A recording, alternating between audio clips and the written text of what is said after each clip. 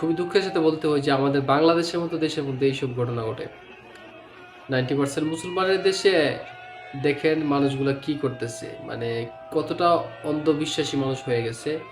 একটা বাবা, সে নাকি বাবা, নকশবন্দি বাবা, বাবার জন্য মানুষগুলা কি মানে হাহাকার করতেছে।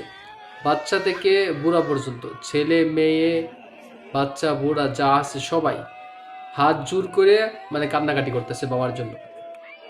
আসলে 90% মুসলমানের দেশে এখনো এরকম মানুষ আছে, এরকম মানুষ আছে যারা, যাদের জ্ঞান বুদ্ধি নিয়ে আপনি কি বলবো, মানে বলার কোনো ভাষা নাই, বলার কোনো ভাষা নাই এই মানুষগুলোর জন্য, যে তারা আসলে কতটা অন্ধবিশ্বাসী হয়ে গেছে। যে একজন মানুষ, সে নাকি বাবা, সে নাকি পীর, সে নাকি তাদের সব কিছু করে দিব।